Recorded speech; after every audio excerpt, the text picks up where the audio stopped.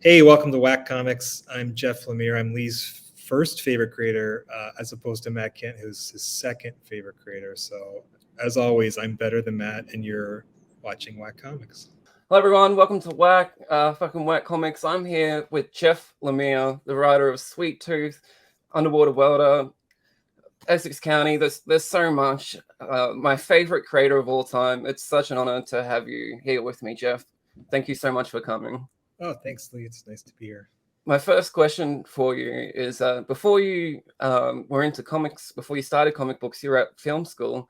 And I just wanted to know, how does it feel to do a full circle and come back to film and being the showrunner on Essex County? Yeah, it's pretty weird. I mean, like you said, I went to film school when I was younger, just because this is, mid 90s or whatever. There wasn't really any sort of secondary schooling for comics. There is now. There's some great programs in North America anyway, but back then it wasn't really a thing the way it is now.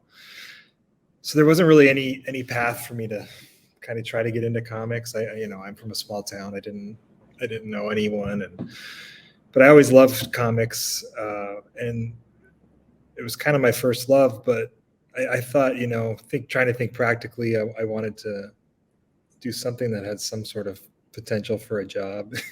And the film industry was booming in Canada back in the mid 90s. So I thought, well, I could go to school for that and still I did love movies, obviously, and learn about visual storytelling and maybe get a job doing that. And so I kind of pursued it. But obviously it was a 4-year program. And by the end of that program, I was spending most of my time drawing and not really going to my classes for film school. So it was kind of obvious what I really wanted to do. And, so yeah, the next, that was like, I graduated from that program in 99, I think. And, I spent the next 20 years making comics, obviously. And then this last year, or a year ago, we did the TV show. So yeah, it is a weird full circle. Nothing I really planned or was working towards, but it just sort of, it was an opportunity that came up that I thought it would be, especially with that book, Essex County, being so personal and my first book and everything. I didn't really want anyone else to adapt it. So if it was going to get done, I'd have to do it myself here in Canada, kind of do it the right way. So the opportunity was there, and it was too good to pass up. So, but I mean, if anything, the experience of doing the show really just made me appreciate the comics medium even more. I'm proud of the show and everything, but it was so exhausting. And comics is just so much more immediate and have so much more freedom in that medium. So it was a bit of a full circle thing, but it just kind of, just like when I went to film school, it just reminded me of what I really wanted to do was comics. I'm really looking forward to when Essex County finally comes down to Australia. Essex County is one of my favorite things from you. I've even got a Leicester tattoo there on my wrist.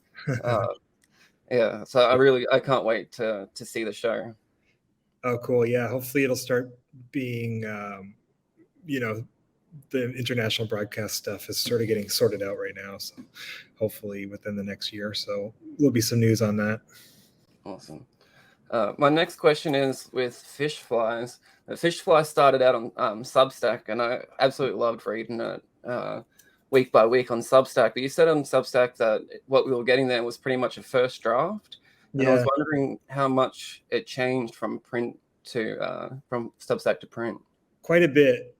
And you have to forgive me because it's been a while since I did the Substack chapter. So even in my mind, it's a bit blurry about what went up there and what I was actually working on at that point, because the timeline got so kind of strange. But I think the first chapter the one that was released already in print was pretty much the same as what was on Substack. Like that first chapter didn't change a lot, the setup.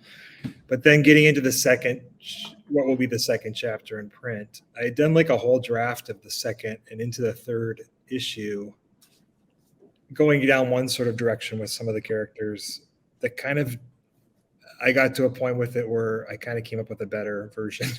So I went back and had to actually redraw a lot of the second and third chapters and kind of reframe the story around some new ideas that I thought made it stronger. So yeah, I think when you get into the next print issue and beyond, you'll start to see the deviations, not in all the scenes and all the characters, but in certain ones in particular. I just read that you added an extra issue to it as well, making it 7 issues instead of 6. Yeah, it just seems to never end. It's been a weird project. It's kind of been unlike any other book that I've done, in that I started it before I got really intensively going on the Essex County TV show. So I think I'd probably done the first 3 chapters, which would be, like 150 pages or almost 200 pages or something. And then the TV show kind of took over my life for a year and I had to stop drawing. So I've never done that where I started a project and had to take like a massive break in the middle of it. So coming back to it in the new year, just this past like February or so, it was sort of weird to have had that time off from it. Usually I'll start something and I'll get, you build momentum and you get through it, but I had to almost re-find it again and kind of find that initial spark that I was sort of building the whole thing around of excitement. And it took a little bit to get back into it. And then as I did get back into it, you could kind of see it with a new perspective because there had been some time and I saw some places it could kind of grow and evolve a bit even more. So I added another chapter. So yeah, like you said, it'll be seven giant sized issues. So it's actually a pretty big project. They're each 56 pages. So, I mean, it's probably going to end up being probably the longest in terms of page count, the longest project I've done other than Sweet Tooth, maybe, when it's all said and done. It's awesome. I've been loving it so far. Thanks. My next question, you've teamed up again with your sentient collaborator, Gabriel Walter, for Phantom Road. And I've read that you have plans for this to take it to 50 issues, potentially being one of your longest creator-owned projects. What have you got in store for us with Phantom Road?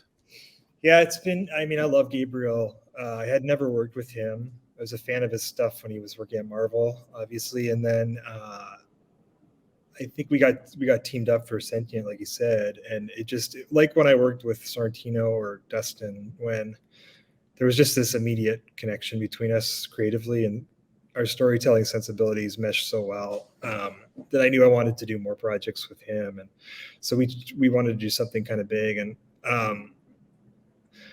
I had been doing like a lot of shorter runs at stuff on Image, after Descender and Gideon Falls. And I felt like I wanted to do something that kind of harkened back a bit to, when I was really, some of the most influential years as a fan for me were the early 90s when I was probably, in my mid-teens, and the initial run of Vertigo stuff was really hitting, like Sandman and Hellblazer and Doom Patrol and Animal Man and all that stuff. And so that stuff has a pretty big impact on me. So I kind of wanted to do something that kind of felt like, you knew when you were reading those books, they were going to be long running series and you could really invest in them as a reader. And I wanted to get back to doing something like that, that felt like a real ongoing series again, and was not open-ended, but certainly you knew you were in for a long journey with the creative team and the characters. So yeah, that was kind of the plan with Phantom Road. So obviously the first arc, which has been published, is really a lot of world building and a lot of setting the stage for things. And now I'm just kind of getting into the second and third arcs and kind of really exploring that. So it's I don't want to spoil any actual story points or anything because there's a lot of mystery obviously around the whole concept. But yeah, it's hopefully, if people are digging it, we can keep doing it for a long time. I've definitely got my fingers crossed that we make it to the 50 issues. I'm really enjoying it as well. Thanks. I was really sad when Little Monsters didn't make it past 13 issues because I remember you were saying that you had a bit of a plan for that as well to take it even further. So I've got my fingers crossed that this one can make it. Yeah, it's, each series kind of has once you get into the stories, you might have one thing in mind when you start, but sometimes they go in their own direction, and Little Monsters, when we started, it was kind of open-ended, but it just sort of lent itself to that ending. It just kind of was all heading there. So you kind of have to listen to the stories too and let them take you where they want to go. And that one, it did just kind of feel like it was heading towards that end and being sort of a more finite, complete story that was 13 issues. It was great. I read that you potentially could go back into the world in a few years or so, maybe. And I've got my fingers crossed that you do, because I'm not that interested in vampires at all. It was funny. Like I think a week or two before the book was announced, I was saying how much I don't really like vampires, and I probably won't read another vampire story again. And then you announced that, and I pick up everything that you do, so I had to pick it up. And you made me appreciate vampires again. So thanks for that.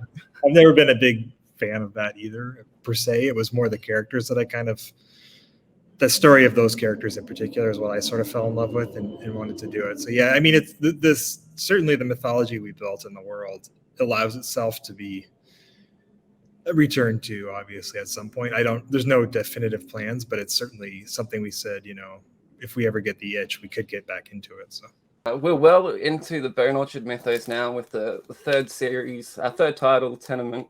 What does Tenement add to the mythos, and what have you and Andrea got planned for the mythos as a whole? Yeah, I mean, it's again an evolving thing. We kind of set out for it to be this open-ended world with like you kind of go anywhere. We set it up so there could be graphic novels, there could be miniseries, or there could be longer form things, and they're all sort of set against this same mythology or backdrop. And we kind of planned the first maybe 3 or 4, I guess it was maybe the first 3 books, Tenement and the 2 that we published before it.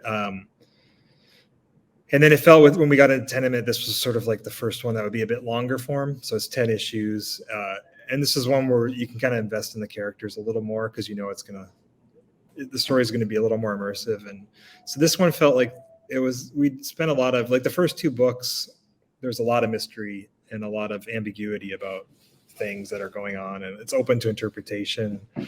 And I think that was an okay way to start because you want to get people engaged and guessing. But this is the one where we start to lay down some real fundamental pieces of the mythology and kind of not give all the answers by any means, but start giving enough pieces to the puzzle that people can really kind of solidify what these stories are about. So yeah, I think this is sort of turning out to be Tenement is sort of turning out to be the centerpiece of the whole universe so far, for sure. There's going to be some big revelations, and we start to connect characters and stories from the first 2 books into this new story and set things up for the future as well. And in terms of where we go next, I think the next one will be a book called Starseed, which is a bit more of a sci-fi horror book. So it kind of changes tone a little bit, which is a nice kind of palate cleanser. And then beyond that, there's a couple options, and we're kind of seeing which one takes hold for us. So we'll see. Yeah. Awesome. I honestly think that you and Andrea are one of the best creative teams around. Since I found you working together on Green Arrow, then Old Man Logan, and to Gideon Falls, I followed you the whole way through, and I just love everything you do together. So yeah, I'm really invested into the Bone Orchard mythos. Oh, awesome. Yeah, I love working with him. He's so imaginative, and he brings so much to the stories. It's a really fun collaboration where he's always sort of, I'll give the scripts and the ideas, and then he'll kind of bring them to a whole new level, and I have to kind of react to what he does, because he'll sometimes change things or add things that I couldn't have imagined, and then I have to work those back into the narrative. And that's a nice, fun thing that kind of keeps you engaged creatively for sure. His panel layouts are unlike any other, for sure. Yeah, very, very creative, and yeah, I love it. Yeah, I always know when I write a double page spread, he's going to do something. It's nice. You can write with real confidence, knowing that your artist is not only going to deliver what you hope, but something probably even better. So that's always a great place to be writing from. It gives you a real boost of confidence, and you can try things. The world of Black Hammer might be one of my favorite things from you, that you're not drawing yourself. And I'm really looking forward to Black Hammer the End, but I'm really hoping it's not the actual end of Black Hammer. Could you tease a little bit with what the end is going to give us, and is this really the end? Yeah, so I mean, obviously, as Black Hammer sort of became this sprawling universe that I didn't expect. It started out with the initial Black Hammer series, and And then I started doing, opening doors to doing other miniseries and expanding the world and building this giant superhero universe, which was really fun to do. And it was kind of like a dream come true to sort of be able to architect this whole superhero universe of my own and do it. It was kind of something you always dreamed of doing. And I spent, the last several years doing that. And then I kind of felt like it reached a point where it kind of got so big that it couldn't really get much bigger without collapsing on itself. So I kind of took this opportunity with Black Hammer the End to actually do that, to make it too big. So Black Hammer the End brings everything together. And it's kind of a take on, these great superhero event comics that I read as a kid, like Crisis on Infinite Earths or Secret Wars. It kind of brings everything together from every miniseries. Every character is in it. And it purposefully gets too large and too unwieldy to the point where it kind of, I don't want to spoil the story, but the plan is obviously to tell a great story and to finish the stories of Lucy Weber and all these characters that I've been, committed to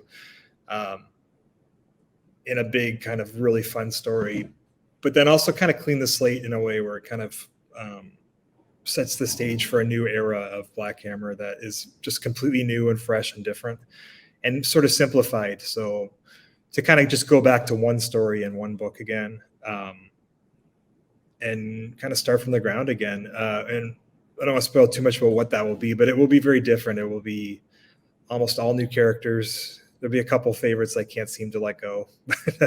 A lot of new characters, a new artist who I haven't worked with before, who was one of my all-time favorites, who's going to do, I can't even imagine what it's going to look like yet, because it's going to be so different from any other superhero comic out there. I'm really excited for that, for both series, to have the big fun of the end and then for what's going to come next year. I'm really glad that it's not the end, because like I said, Black Hammer is one of my favorites. If I could ask you, there's so many spin-offs and I've enjoyed them all. Has there been one that stood out to you the most when you were writing it? A couple. I mean, I've enjoyed them all too, but there's been a couple that hit a bit hard, like the Dr. Star / Dr. Andromeda one was very emotional to write for me.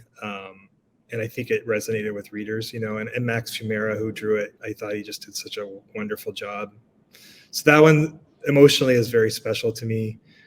And then the other one that I kind of just love is Skull Digger. I just love the artwork and the design of that book. He did such an incredible job, and that was such a fun world to play in. It was kind of my homage to all those Frank Miller comics of the 80s that I love so much, and I just kind of really fell in love with that character.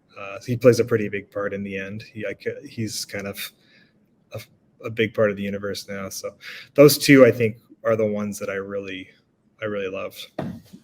At the back of Skull Digger in the trade, we got to see a couple of pages that you drew yourself. You were going to draw the book yourself, and I can't help but to imagine what that book would have looked like. As much as I love it as it came out, what made you want to change your mind and give it off to a different artist? Yeah, I'm trying to remember. So I had finished. What had I done before? Do you remember what I drew before May's book? What was the one? I guess it would have been Royal City. I was doing Royal City and Frog Catchers, and then Skull Digger. I thought, well, because the Black Hammer stuff was so fun to do, I thought, well, it would be great to do at least draw one of them myself, and so I did. That was the one I was going to do, and I think I drew about 14 pages or something.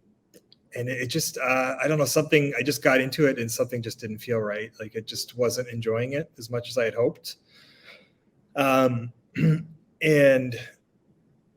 I think creatively, I was just in a different spot after I actually got into it, of wanting to do something else, which ended up being May's book. And then this idea for May's book kind of came, and it was like, this is what I really want to be doing. It felt like the right story.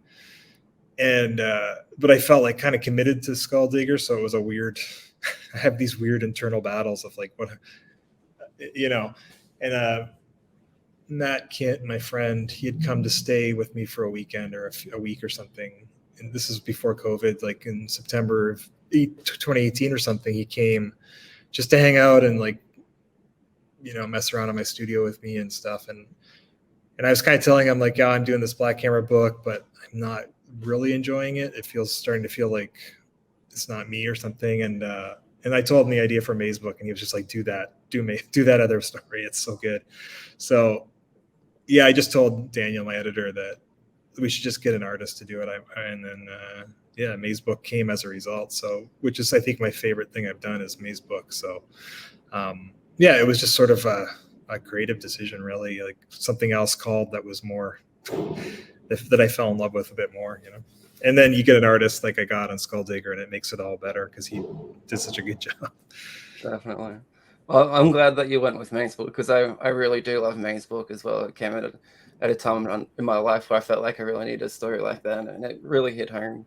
Oh, thanks. Yeah, it's a pretty special one to me too. I think of all the stuff I've done, there's something about the creation of that book, the whole process, that just felt so good.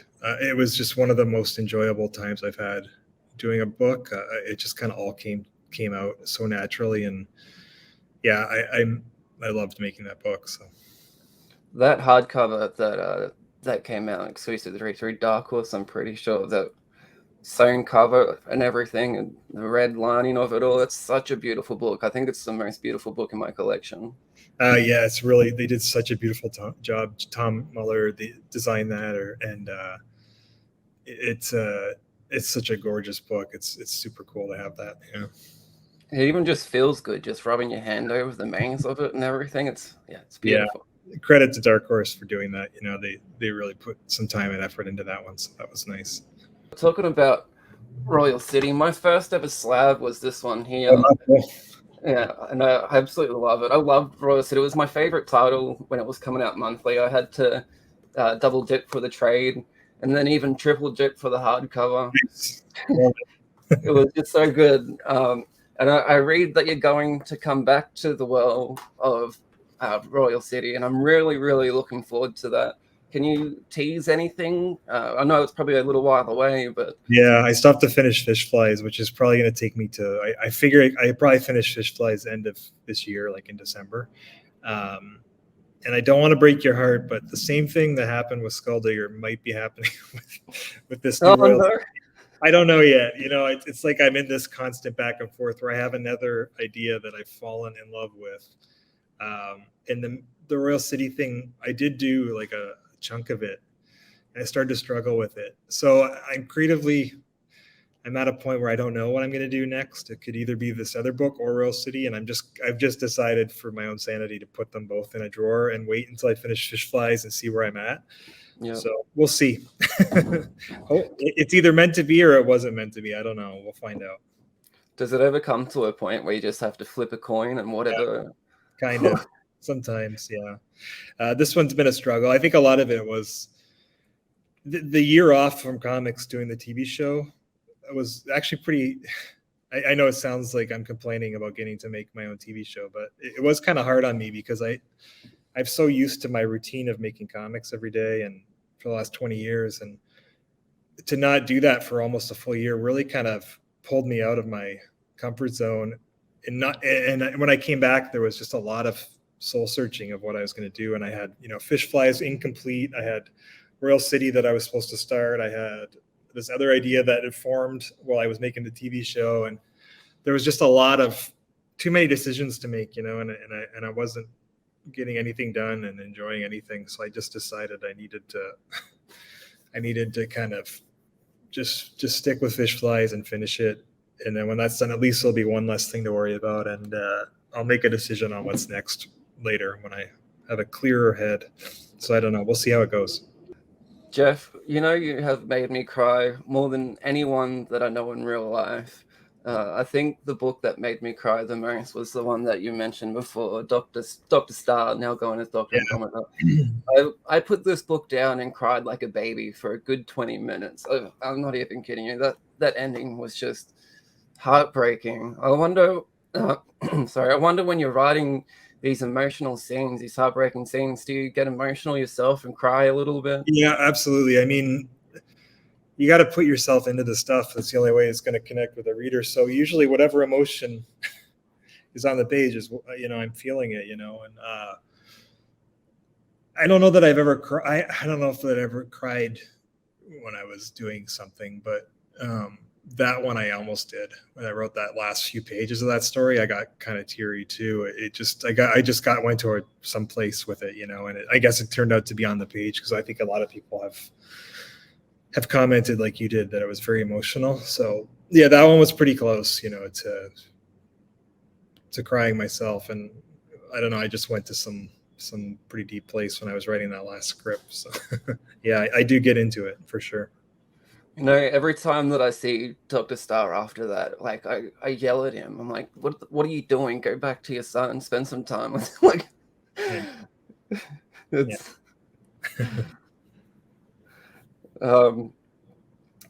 How do you decide if you're gonna draw your own project or get an artist in to collaborate with you? Yeah, well, I mean, it's kind of not like that where I don't have an idea and then decide who's going to draw it. It's more like Gabriel or Dustin or whoever I'll know that it's time to come up with a story for an artist. So I'll actually develop a story with an artist in mind, So I have the artist before the book most of the case, and it's kind of the same with me for what I draw. It's like as I'm starting to finish or getting close to finishing something I'm drawing, I start to think ahead to what I want to draw next. And so I'll start when I'm developing ideas or stories, they're with me in mind to be drawing stuff. It's the kind of stuff that I would want to draw or that, suits this kind of thing I want to draw next. So yeah, I guess to answer your question, it's more like I have the artist, myself included, and then I'll start developing or kind of fostering ideas that are suitable for that artist, So with Andrea, it's always something that's a bit darker, and because that's him, and with Dustin, we love to do stories about children, and I love the way he draws the emotion of that. And so, you're always kind of thinking of things that sort of fit with the artist. And yeah.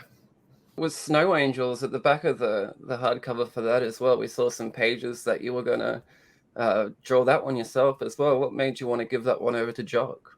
Yeah, that one was one. So to kind of go back in time, it was like around 2008, 2009. I had done Essex County, and I had a certain amount of success that opened some doors for me, with different publishers. I got to pitch stuff to Vertigo, which ended up being Sweet Tooth, and I got to pitch stuff to Dark Horse as well. And I don't know what it was about that like 1 or 2 year window, 2007, 2008. But I had kind of a creative outburst around that time where I think looking back, it was like all I ever wanted was to make comics and get published. And, there's so much self-doubt and stuff that goes into that before you actually get published. Like, you don't know if you're good enough or if, and then when I actually got published with Essex and it was successful, all of a sudden you have this confidence of like, oh, okay, maybe I am good enough to be doing this. And so then all of a sudden all these ideas start coming because you're working from a place of this renewed sense of confidence. And in that gap, I came up with Black Hammer, Sweet Tooth, Snow Angels, some of the stuff that ended up being Gideon Falls, so it was a real creative period for me. And obviously I was filling my sketchbooks with different ideas, Snow Angels, Black Hammer stuff. But obviously you can't draw more than one book at a time. It's just so time consuming that you can only really draw one book at a time. And the Sweet Tooth pitch was the one that got greenlit first. And also at that point in my life, working for DC and Vertigo with a baby coming and having that page rate and everything made the most sense. So I went with Sweet Tooth. And so there were these other ideas that I kind of messed around with in my sketchbook, like Snow Angels and Black Hammer stuff that just sort of, I thought maybe I'd get to them another time after Sweet Tooth or whatever. But then, as I did Sweet Tooth and that was successful, I was able to start writing comics for DC and writing comics for other artists, which was something I never really thought about that I would do. But that really opened doors for me where I was like, well, then I can always be drawing my one project, but then I can do multiple projects because I can work with other artists. And so so stuff like Black Hammer and other things, which I never had it just kept getting pushed to the side for other things, and I never had time to do it. I could finally do that with Dean Ormston, and when Jock and I wanted to do a book, I kind of had this old Snow Angels thing sitting around that could be kind of, reimagined or kind of freshened up with him in mind. So yeah, I mean, it just kind of happened that way, where you can't draw everything yourself, and then you get these opportunities, and these kind of some of these stories that have been sort of gestating in a sketchbook for a number of years suddenly get a new lease on life. Yeah. That's great. I really did love what Jock did with that book. I think these two work amazing together as well. Yeah, he's great. I love Jock so much. How would you write a script compared to when you write a script for yourself or a book that you're drawing on for an artist that is coming on? Yeah, it's not that different. I've been so trained to think as I write in that format now, because I've done so much of it, that even when I'm writing for myself, I tend to write a script that's pretty similar to the ones I write for an artist, just because that structure and format is just so ingrained in the way I think comics now. I guess the difference would come at the next stage when I'm actually start to draw it. Whereas obviously I hand it off to whoever the artist is, and that's it. I'm done. They do all the work from there. But when I start to draw one of my own scripts, obviously I'm constantly engaged creatively with it. So at every stage. So, as I do layouts, I'll start going back and revising the script based on whatever, if my layout kind of changed a little from what I had scripted, and that kind of continues right to the end, where it's sort of this malleable, organic process of constant revision until the page is actually drawn, which is something the artists do when I hand off a script, but I'm still doing it myself. So I tend to do a lot of reworking pages or and stuff once I get into the illustration phase and working on page layouts and the visual storytelling. So you've signed an exclusively with Image Comics now. That's right, yeah. Yep. Yeah, and as I really do love all your creator and work, but I also love when you jump on to a Marvel or DC title and add to the mythos of like Animal Man. Your Animal Man is right up there with Grant Morrison's run.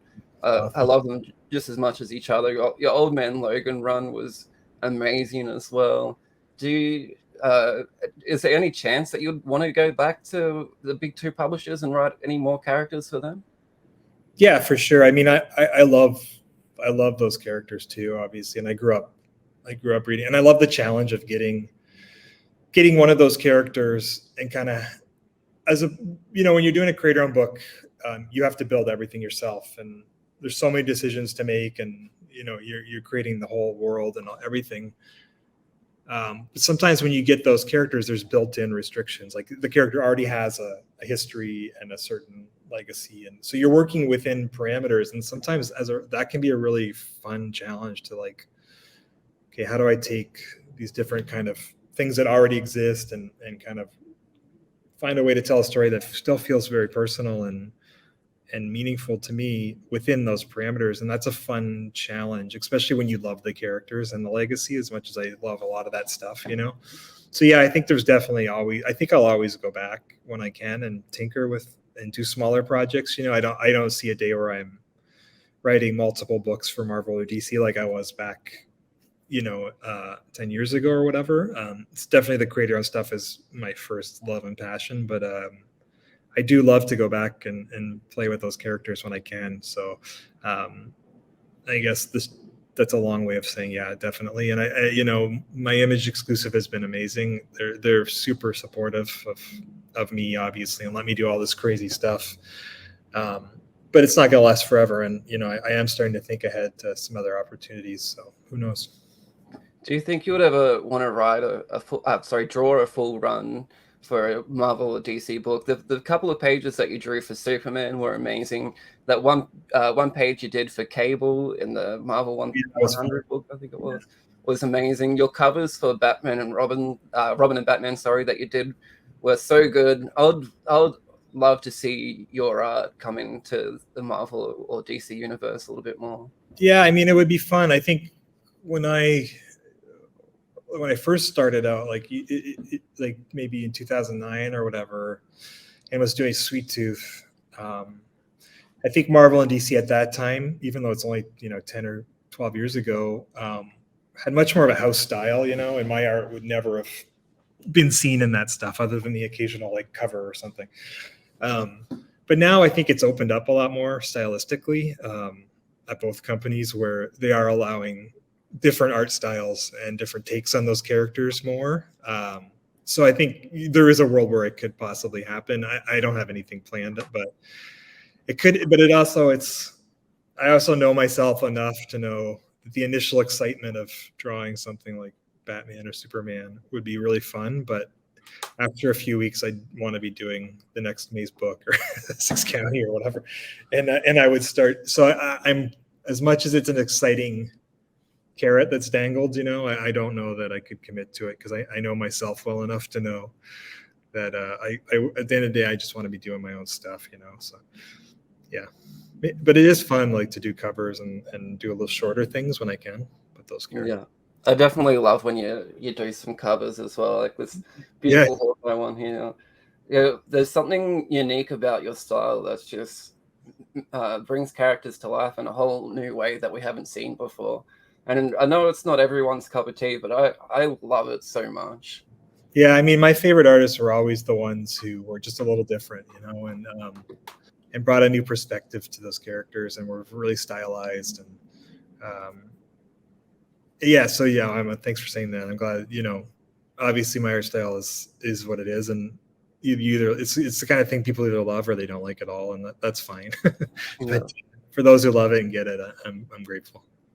I love it so much that I carry it around with me every day. One of my favorite questions to ask the creators is, what does the comic book medium mean to you? Oh, Jesus. Well, I mean, it's my life, really. I mean, other than my family, it's the most important thing in my life, and has been since I was a kid, in different ways. As a kid, it was an escape from whatever mundane kind of boring reality. I was living on a farm and stuff and kind of being bored and lonely a lot of the time. It was like an escape and a way to go somewhere else and fire up my imagination. And then as I got older, it's obviously become everything to me, because it's my everyday, of sitting here in this medium, exploring it and loving it. And it's also, built my life for me and allowed me to make a living. And it means, I can't really put into words what it means. It is my life, really. It's just everything. I love it so much. It's endlessly fascinating, and I never get bored with what I do, and there's always some new exciting story I want to tell in this medium in a new way. So yeah. I love when you and Matt Kent team up, because you said before you're good friends, and I really feel like everyone watching you together can see that. There's an interview that you two did together, and it was one of my favorite interviews that I've seen you do, because you just look like you were having a lot of fun just hanging out with your mate. How was it writing Cosmic Detective with him? Pretty much exactly what you just said. It wasn't really writing as much as us having fun. I don't think we really knew what it was. We just were hanging out, and we're like, let's just do something really crazy and fun for ourselves, So we did this. It was almost an experiment where we had sort of a high concept, and I say that very loosely. It was like, it was basically that title, Cosmic Detective, and there wasn't much else there. And we did this thing where I wrote the first 5 pages of the story without any idea where it was going, and just tried to write something that, like, the last page would be kind of crazy, and to see, and then I would give it to Matt. He'd write 5 or 10 pages or as much as he wanted, and do the same thing where he'd kind of leave it on this crazy sort of, not cliffhanger, but a really weird place that I'd have to figure out where to go next. And we just passed it back and forth like that, without any outline, any plot, not knowing what the other person was going to write. And we wrote the first 2/3 of the book like that, just as a fun experiment. And then when we stopped and we could see what we'd done, then we sort of planned an ending from there, just to make sure it actually came to a satisfying conclusion. So we actually sat down and kind of plotted where it would go and how it should end and stuff. So that it was really just, like you said, two friends kind of just having a ball and having fun. And then, you get an artist. David Rubin is so inventive and fun. His art style is so energetic that it was a perfect match for what we had written. Yeah, I absolutely love David Rubin's art series. The trade paperback's coming out. I think you can pre-order it now. If you missed the Kickstarter with the hardcover, thankfully I jumped on the Kickstarter and have that beautiful hardcover. Nice. Yeah, thanks. Yeah, the hardcover turned out really nice. But the paperback it's the same book, but obviously it's a little more affordable and more accessible to more people. So, have you got any plans to do another book together? I'm sure we will. There's no plans right now. I actually haven't seen him enough because of COVID. He was actually coming to stay with me and my family, him and his wife. The weekend that COVID sort of hit North America, he was scheduled to fly to my place and he obviously had to cancel his flight, and I haven't seen him since because we just haven't been at a convention together or traveled together. So it's been almost 3 years since I've seen him, which we talk on Zoom and stuff, but it's not the same, but I'm sure when we get together and hang out, which hopefully will be soon, new ideas will start coming. So who knows? Awesome. I'm always looking forward to that. Matt Kint is probably my second favorite creator of all time, and when you collab together, it's an experience. I want to tell him that he's your second favorite. Please do. I've been trying to get him on for an interview, but he won't message me back. Well, now he definitely won't after that. All right. Now we're going to get into the writing game show. This is just a fun little game show that I do with all my guests that I have on to interview, and they're just fun, silly questions. So just try and have as much fun with them. Don't take any of them too seriously. All right. Good. The first one is a bit of a challenge. I asked this one to everyone. If you could please write a sentence without using A or E in any of the words. Oh, I actually have to do this. It's too much thinking, man. I don't know. I can't do it. I'm passing because my brain's not up for that at the moment. Okay, no worries. Hopefully, you'll be up to this next one. You're no stranger to crossovers now with Black Hammer crossing over with Justice League. Let's say Little Vampires is going to cross over with potentially the biggest vampire franchise, Twilight. What would the story be? Wow, that's a good one. I've never read or seen Twilight, so this answer will not be based on any knowledge. But I would presume it would be. Yeah, that's a tough one. I think it would probably, if I were to write it, my child vampires would invade the Pacific Northwest where those teenage romantic vampires live and systematically kill them one by one. And that's the end of the story. That's perfect. That's all we needed. That's great. I don't know. I've never read Twilight. So. No, neither do I. But it makes the money. So a crossover could line your pockets with some money. Who knows? The next question is, could you please give a compelling backstory to a half-eaten chocolate bar left on the ground? Well, that's easy because the half-eaten chocolate bar was left behind by Sweet Tooth when he was in the forest with Jeopard. So the backstory is already written. There's 40 issues of it, and you can pick it up at your local comic shop. Beautiful. Next question is, Boom Studios has approached you to write a comic book with Keanu Reeves, but the only idea he has is a guy going berserk in a field. They want you to help him stretch that idea out for 12 issues. What would you add to it?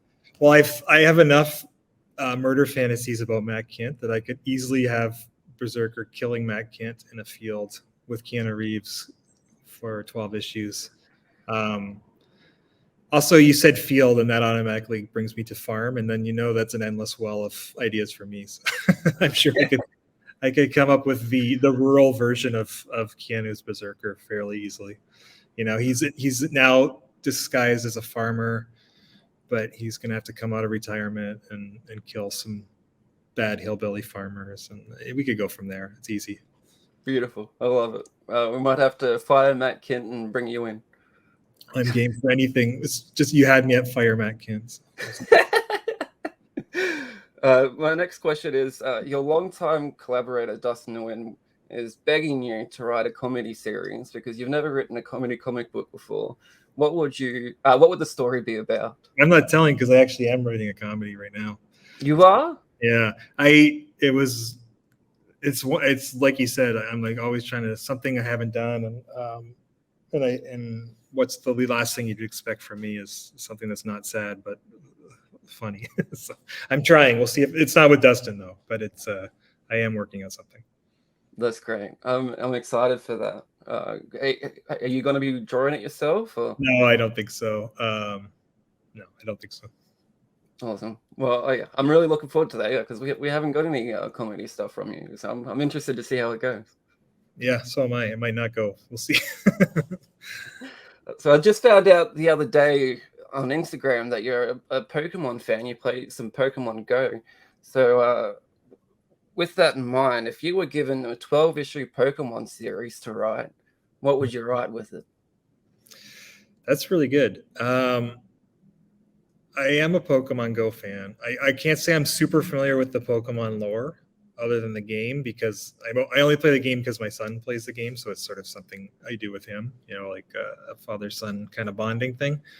But then, of course, I found out Dustin plays Pokemon Go, and that's become a whole other thing that's ridiculous. So now I have this whole network of comic book people that Pokemon Go with. It's pretty fun. So yeah, I'm not super familiar with the lore. Some of the characters look pretty cool. I'd have to think about that, but I think it is pretty interesting mythology. Really, I could see doing a really dark, sad Pokemon story. It's really good. We'll see. Oh, that would work. There's a Pokemon. I can't remember his name. It's only a new one, but he's like a ghost. This dog ghost. Okay. Yeah, that one could work. Yeah. There's a lot that kind of looks sad. To be honest. Yeah. Oh, that's perfect. That's unfortunately the end of the writing game. You did great, Jeff. I'd give you 5 out of 6 stars because you skipped one of the questions. I passed on one of them, so it's not very good. The one that actually took some writing talent, I just decided to pass. That's fair. That's fair. I think it may be a bit of an asshole question to put out there, but I have to try. Yeah, it's fair. I have to ask you, are you ever going to come down to a Comic-Con in Australia one time? Yeah, I actually was talking to somebody there recently about coming, not next year, but maybe in 25. So I've been to New Zealand a couple times, which is about as close as I've gotten, but I've always really wanted to come. So yeah, I will come sometime soon, I hope. Awesome. I can't wait to meet you in person and shake your hand. And thank you for all the amazing endless hours of entertainment that you've given me and all the times that you've made me cry. I honestly can't thank you enough, Jeff. But like I said before, you're my favorite creator of all time. I pick up everything with your name on it. I've got every book on my shelf behind me over there with all your stuff, and I'm going to continue to buy all your stuff because, I just love your work. Thank you so much. I really appreciate that. It's been really fun talking to you. You too, man. And thanks, everyone, for watching. Thanks.